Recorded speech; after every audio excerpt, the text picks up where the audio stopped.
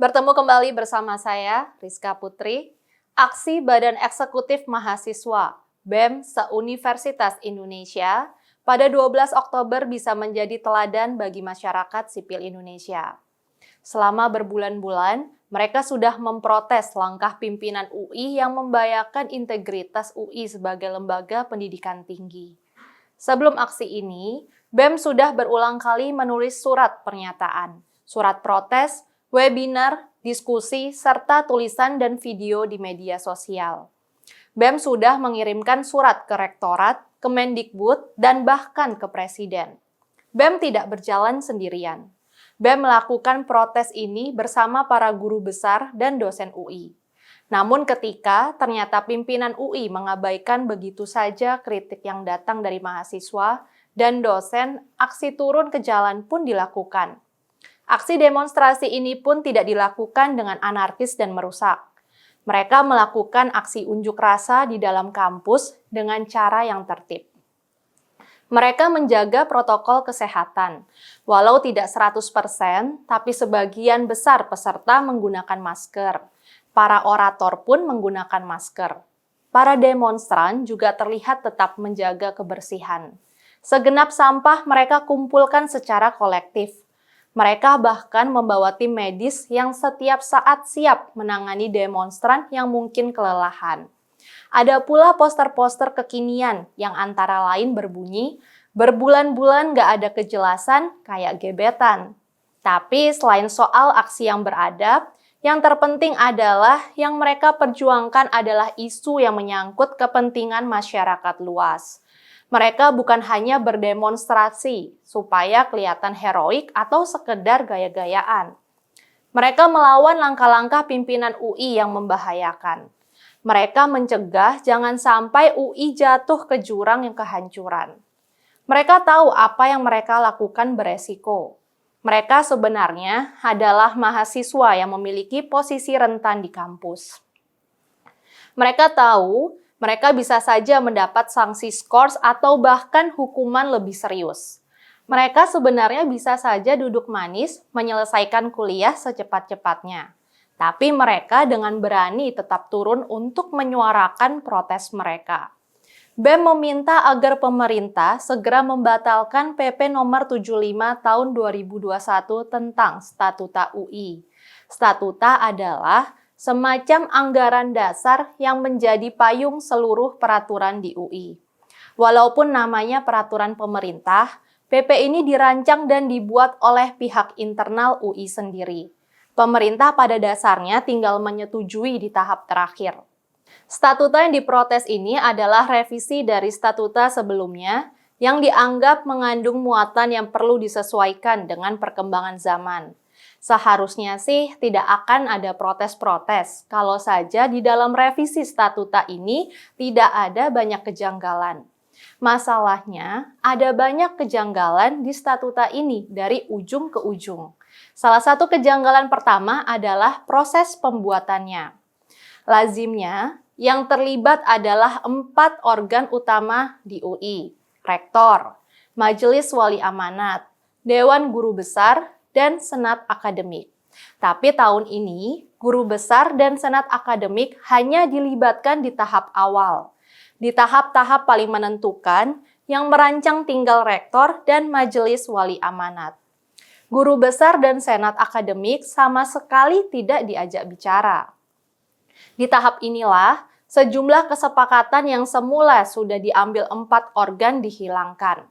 Sebaliknya, sejumlah aturan baru yang dibuat hanya oleh Rektor dan MWA dimasukkan. Jadi prosesnya memang sangat mencurigakan. Tak mengherankan bila hasil akhirnya mengkhawatirkan. Bahkan sebagian dari isi PP ini bertentangan dengan sejumlah undang-undang, seperti Undang-Undang tentang BUMN, Undang-Undang tentang ASN, Undang-Undang tentang Administrasi Pemerintahan, Undang-Undang Pendidikan Tinggi, serta Undang-Undang tentang Pelayanan Publik. Di dalam statuta, ada banyak pasal yang bermasalah. Dalam statuta ini, Rektor memiliki kekuasaan sangat besar dalam perencanaan, pelaksanaan, dan pemantauan akademik. Rektor misalnya kini punya kekuasaan untuk mengangkat dan memberhentikan guru besar, serta memutuskan jabatan akademik. Dalam kewenangan ini, akan terbuka lebar peluang bagi rektor memberhentikan orang-orang yang tidak disukai, serta mengangkat orang-orang yang mungkin mendukungnya.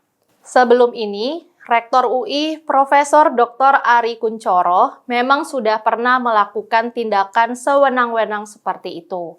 Dia memberhentikan wakil rektor 1 tanpa alasan yang jelas. Diduga sih wakil rektor diberhentikan hanya karena Ari mendapat bisikan bahwa wakilnya tersebut membahayakan posisinya.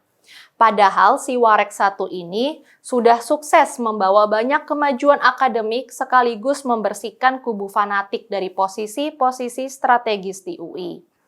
Karena itu, bila kini rektor diberi kekuasaan lebih luas untuk memecat guru besar, dosen, peneliti dari jabatannya, ini bisa menjadi lonceng kematian UI. Statuta ini juga menghilangkan larangan bagi rektor untuk rangkap jabatan di BUMN dan BUMD. Padahal kita masih ingat bagaimana isu rangkap jabatan ini sempat diributkan di UI. Beberapa bulan lalu, Ari diketahui menduduki jabatan wakil komisaris di BRI. Baru setelah protes membanjir, Ari mundur dari BRI. Sekarang, dengan adanya statuta baru, Ari bisa kembali mencari jabatan di perusahaan negara. Yang juga mengkhawatirkan adalah hilangnya kewajiban UI untuk berpihak pada mahasiswa kurang mampu. PP ini menghapus kewajiban UI untuk mengalokasikan beasiswa bagi mahasiswa kurang mampu secara ekonomi. Padahal ketentuan itu termuat dalam statuta sebelumnya. Terakhir, yang juga menakutkan adalah statuta ini tidak lagi melarang perwakilan partai politik masuk ke dalam organ Majelis Wali Amanat UI.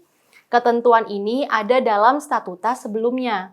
Disusupkannya pasal ini membuat sebagian pihak curiga bahwa rektor dan MWA mendapat titipan pesan dari partai-partai tertentu yang ingin memanfaatkan UI untuk kepentingan pemilu 2024. Hal-hal di atas adalah rangkaian persoalan yang diangkat BEM selama berbulan-bulan.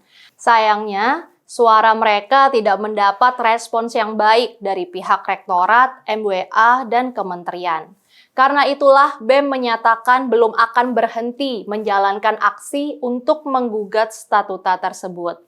Kita perlu mendukung aksi BEM ini, karena yang sedang dipertaruhkan bukan hanya nasib UI, tapi juga nasib lembaga-lembaga pendidikan tinggi di Indonesia. Kita tahu universitas negeri adalah sebuah kekuatan yang menentukan dalam menghasilkan lulusan-lulusan yang bukan saja ahli dalam bidangnya, tapi juga berintegritas dan berkomitmen pada bangsa. Kalau universitas dibiarkan dikuasai pemimpin yang otoriter, korupsi, dan dikendalikan partai politik, pendidikan tinggi akan menghadapi kehancuran. Dan kalau lembaga pendidikan tinggi negeri kita dihancurkan, seluruh bangsa yang akan dirugikan. Karena itu kita terus dukung BEM se-Universitas Indonesia. Saya Rizka Putri, undur diri.